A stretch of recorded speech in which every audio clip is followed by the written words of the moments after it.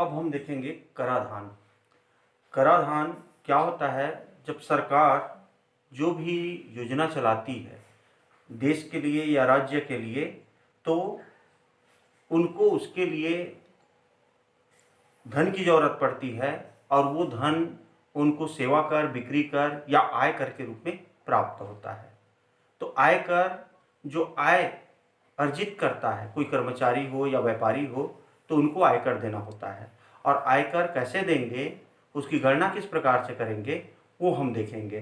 तो आयकर में अलग अलग सीमा होता है और उस सीमा के तहत हमको टैक्स देना रहता है। जैसे ये प्रति वर्ष सरकार जो बजट लाता है उसमें वो आयकर की सीमा तय करता है, जिसमें आयकर की जो सीमा होती है वो एक निश्चित राशि तक अलग अलग प्रतिशत के रूप में ज्ञात करना होता है। तो हम एक प्रश्न देखते हैं प्रश्नावली का। वित्तीय वर्ष 2013-14 में एक शासकीय कर्मचारी की वार्षिक आय मकान किराया भत्ता छोड़कर 4,10,000 रुपया, ये साल भर का उनका इनकम है। वह प्रति माह 4,000 रुपया अपने सामान्य भविष्य निधि खाते में तथा 24,000 रुपया वार्षिक जीवन बीमा प्रीमियम में जमा करता है। इसको वार्षिक जमा करता है 24,000 को, और 4,000 रुपया वो अपने सामान्य भविष्य खाता में प्रति वर्ष जमा करता है।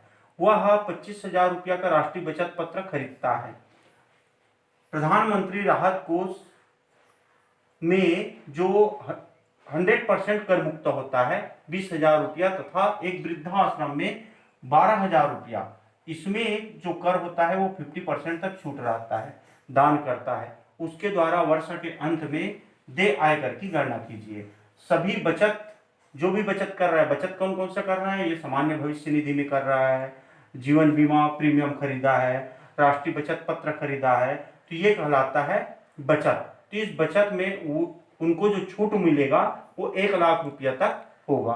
तो इस प्रकार से ये प्रश्न दिया हुआ है, इसको हमको हल करना है। तो इसको हल करने के लिए सबसे पहले हम यहाँ पर लिख लेते हैं कर्मचारी का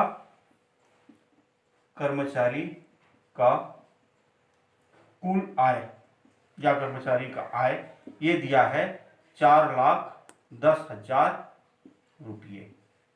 ये इतने रुपये उनके आए हैं। अब यहाँ पर जो भी वो दान वान करता है उस दान को हमको पहले देखना है। उसमें दान में हमको पहले इसको घटा देना है, क्योंकि जो छूट है सभी बचत पर वो 1,00,000 रुपया इन पर रहता है, सामान्य भविष्य खाता, जीवन बीमा या प्रधानमंत्री राष्ट्रीय बचत पत्र, इस टाइप के जो योजना है उस पर 1,00,000 तक का छूट है और ये दान अलग छूट मिलता है।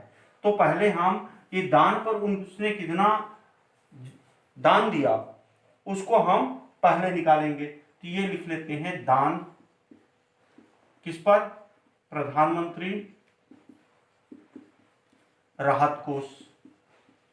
तो प्रधानमंत्री राहत कोष में पूरे 100% कर मुक्त होता है। तो ये कितना है, ये है 20,000 रुपये। और वृद्धाश्रम में उसने दान किया तो वृद्धाश्रम में 50% छूट रहता है, तो ये है 12,000 का 50% निकाल लेते हैं, तो ये 50/100 हो जाएगा। तो ये कुल मिला के कितना आएगा, ये होगा, यहाँ से ये कट गया, ये भी कट गया, तो ये आएगा 6,000 रुपया। तो ये 6,000 रुपया वो वृद्धाश्रम में दान किया। तो इस प्रकार से कुल दान कितना हुआ, इसका कुल दान दोनों को जोड़ देंगे तो ये आ जाएगा 26,000 रुपये। अब 26,000 रुपया उसने दान किया तो उस स्थिति में उनका शेष आय कितना बच जाएगा, शेष आय यानी कुल आय में ये दान है उसको घटा देंगे, तो ये 4,10,000 और ये इसमें घटा दिए 26,000, तो कितना आ जाएगा, ये शून्य में से शून्य घटा, शून्य आया, शून्य में से शून्य, ये हो जाएगा 10 में 6 गया 4, ये बन गया शून्य, तो ये 10 में 2 गया 8 और ये 3, तो 3,84,000 रुपया इनका शेष आय बचा। अब इसको हमको अलग अलग स्थिति में ज्ञात करेंगे कि कितना कितना उनको टैक्स देना पड़ेगा। तो इसके पहले हमको जो जो उसने जमा किया है उसको हम इसमें माइनस करेंगे। तो सबसे पहले छूट के लिए ये रियल में जो दान करता है वो 80G के तहत छूट मिलता है। अब हमको 80C के तहत जो छूट मिलेगा उसको निकाल लेते हैं। 80C के तहत छूट ये होगा 4,000 रुपये प्रति माह सामान्य भविष्य निधि। सामान्य भविष्य निधि में प्रति माह वो 4,000 जमा करता है, 12 महीने तक जमा करेगा, तो इसको 12 से गुणा कर देंगे तो कितना आ जाएगा, ये 12 चौक 48,000 रुपया ये हो गया। और उसके बाद जीवन बीमा में देता है जीवन बीमा प्रीमियम। जीवन बीमा प्रीमियम ये वार्षिक देता है, तो ये है 24,000 रुपया। और उसके बाद राष्ट्रीय बचत पत्र खरीदता है वो 25,000 रुपये का, तो राष्ट्रीय बचत पत्र ये है 25,000 रुपये का। तो इस तरह से कुल छूट कितना हो जाएगा, तो कुल छूट यहां पर इसको हम सभी को जोड़ देंगे, तो ये जोड़ेंगे तो ये हो जाएगा 8, 4 और 5, ये जुड़ के 17 हो गया, बच गया 1, 4 4 8 1 9, यानी 97,000 रुपया उनको छूट मिलेगा।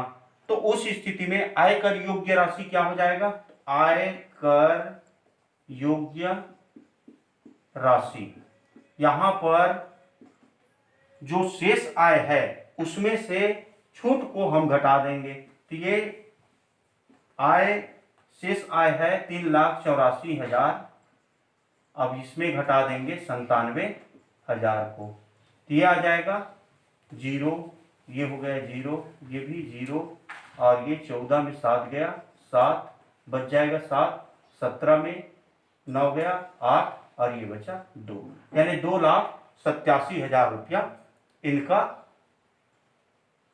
2,87,000 रुपया इनका आय होगा। यहां पर छूट की जो सीमा है वो 1 लाख रुपये तक है। अगर ये 1 लाख से ज्यादा आता कुल छूट, तो उस स्थिति में हमको 1 लाख ही इसमें कम करना पड़ता, लेकिन ये 1 लाख से कम है तो जितना है उतना हम उस पर माइनस कर देंगे। अब हमको ये 2,87,000 रुपये पर ही टैक्स निकालना है, आयकर निकालना है। तो यहाँ पर टैक्स जो है वो आपका प्रश्न में दिया हुआ है 2 लाख रुपये तक किसी भी प्रकार का टैक्स नहीं है, तो ये आ जाएगा आयकर। आयकर पहला कंडीशन 2 लाख तक ये हो गया 0 रुपया, क्योंकि 2 लाख तक कोई भी टैक्स नहीं लगेगा। उसके बाद 2 लाख के ऊपर देखें तो ये है 5 लाख तक लेते हैं, 2 लाख 1 रुपये से लेकर 5 लाख तक देखते हैं, तो ये 5 लाख से कम है, तो सीधा सीधा कितना ज्यादा है 2 लाख से, उसको बस ले लेंगे हम, तो ये आ गया 87,000 पर। तो ये 87,000 में हमको 10% टैक्स निकालना है, तो बाई 10।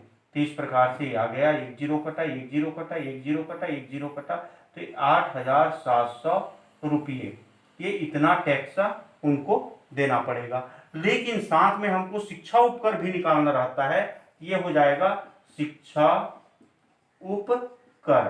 तो शिक्षा उपकर कहां से निकालते हैं, जो आयकर प्राप्त होता है उसी का 3% हम शिक्षा उपकर निकालते हैं, ये 3/100। तो यहाँ ये कर जाएगा, तो ये आ जाएगा 3 7 21, 2 बचा 3 8 24, 26 हो गया, ये 261 रुपया इनका शिक्षा उपकर है।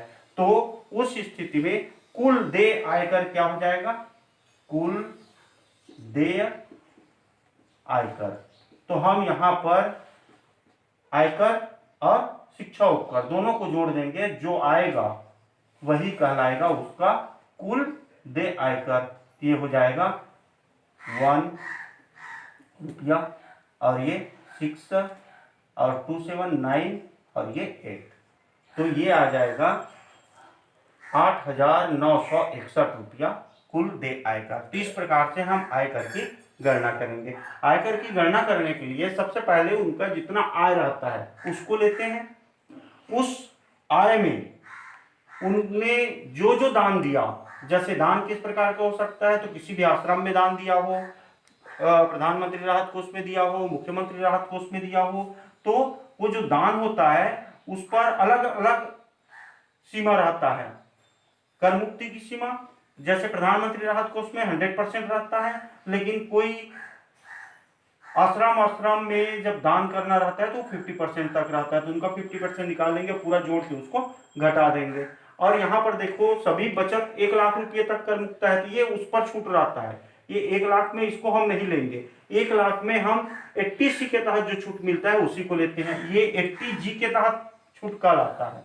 अब उसके बाद इसको घटा देंगे कुल उसके आय पर, तो शेष आय मिल जाएगा। अब उसके बाद 80C के तहत जो जो छूट है उसको सभी को जोड़ लेंगे, और सभी को जोड़ने के बाद इनके शेष जो आय है उस पर घटा देंगे, तो जो मिलेगा उसी का हम आयकर निकालेंगे। तो पहले सीमा दिया रहेगा, हर वर्ष वो चेंज होते रहता है। जैसे ये 13-14 में 2 लाख तक कोई आयकर नहीं है, उसके बाद 2 लाख से 2,01,000 रुपये से लेकर 5 लाख तक 10% है, तो इसमें 2 लाख को तो घटा देंगे, उसका कोई टैक्स नहीं लगेगा। उसके बाद 2 लाख से ऊपर और 5 लाख से नीचे, यदि 5 लाख से ऊपर आ रहा है आय, तो उस स्थिति में 5 लाख से 2 लाख के बीच में 3 लाख आएगा, 3 लाख का हम 10% निकालेंगे। और 5 लाख से ऊपर रहेगा तो उस स्थिति में उसका 20% निकलेगा, या जो भी दर दिया रहेगा वो दर निकालेंगे। जितना भी आएगा वो आयकर को जोड़ लेंगे। यहाँ पर 2 ही है, ये 0 है और ये 8,700 है, तो ये दोनों को जोड़ेंगे तो वही उसका टैक्स होगा। अब उस टैक्स का हम शिक्षा उपकर लगाएंगे। शिक्षा उपकर 3% लगता है, और उसका 3% निकालेंगे और दोनों को फिर जोड़ देंगे, तो दोनों को जोड़ेंगे तो जो मिलेगा वही उसका कुल देय आयकर होगा।